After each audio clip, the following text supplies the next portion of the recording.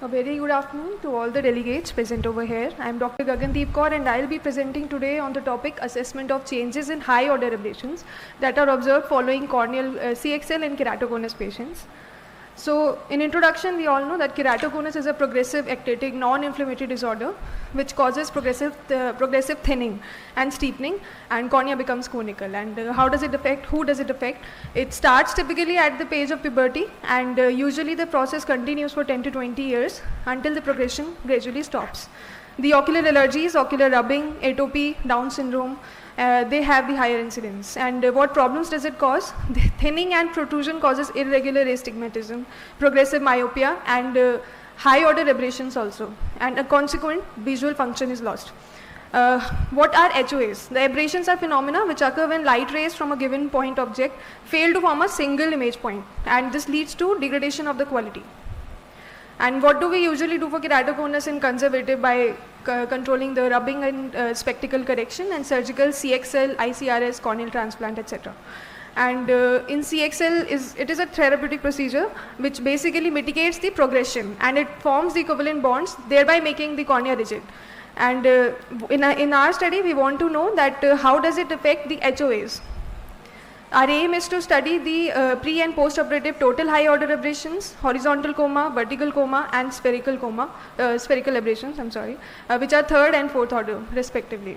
This is a retrospective study of 53 eyes of the patients between 9 to 25 years of age who were the patients of progressive keratoconus and who underwent corneal collagen cross-linking between 2023 and 2024.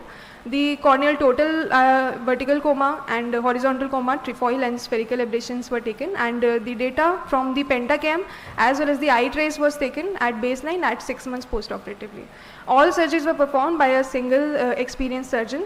The inclusion criteria was all the consenting patients and the patients who had progressive keratoconus with thickness of more than or equals to 400 micron. And in exclusion, we had any active ophthalmic inflammation, any herpetic keratitis, clinical history, pregnancy, previous ocular surgery, or severe dry eye disease, or any patient with autoimmune disorders. In results, in 53 eyes of 32 patients, the post-operative 6-month data was as follows. In aberrometric outcomes, we had mean pre and post-operative total HOAs were 2.47 and 2.144, and mean pre-operative and post-operative spherical were 0.172 and 0.117. The bar graphs are shown on the side of the slide. In pre-op and post-operative, vertical coma were 0.541 and 0.477. And mean pre and post horizontal coma were 0.204 and 0.169 with the bar graphs shown on the side as well. Trefoil were 0.064 and 0.039 in pre and post operative data that was collected. Overall, a significant reduction was observed in all, that is the total HOAs, spherical aberrations, vertical coma, horizontal coma, and trefoil.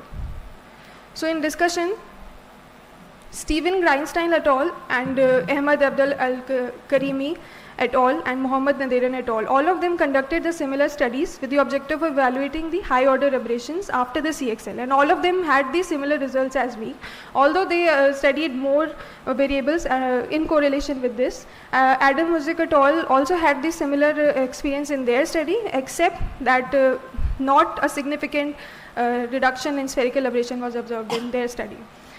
So in conclusion, the finding of the study demonstrated a significant decrease in corneal aberrations, and ocular aberrations play a key role in influencing retinal image quality. These results suggest that improvement in high order aberration profile is one of the mechanisms among many other contributing factors by which corneal collagen cross-linking enhances the visual function in ectatic corneas. Thank you. How did you manage those aberrations? Ma'am, this was just an observational study. We did not manage the aberrations. We just observed pre and post operatively what was the effect. So if the study how you are going to apply clinically, how you are going to help your patients?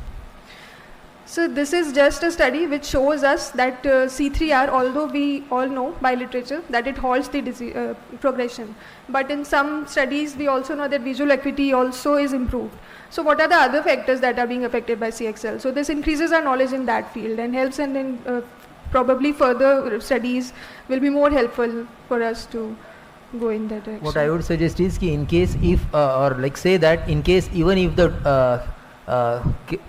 your pachymetry remains same or your astigmatism remains same, still some patients might have a better visual acuity, might the quality of vision might improve if not the quantity. So In that way your reduction in higher order aberrations might have helped the patients. So, but for that we need to study further in correlation with that is it decreasing independently or in correlation with the topometry or etc. Or is it independent? That it will be more helpful, I think. We are going to do topography, in case if you are managing keratoconus, Yeah. that becomes. But we by default. in this study we just studied the aberrations individually. We did not study them in correlation with topography, which we plan to expand this study further on, and that will be more helpful for us, I think. And all aberrometric measurements were done on a pentacam. And eye trace also, but if the measurements were taken on pentacam, and post-operative was also done on the same machine, whichever was taken. But ideally, if you are studying aberrometry or something, you better have a aberrometer rather than just getting it done on a pentacam as So such. that's why most of the cases were measured on the eye trace, that is the aberrometry. Okay, thank you.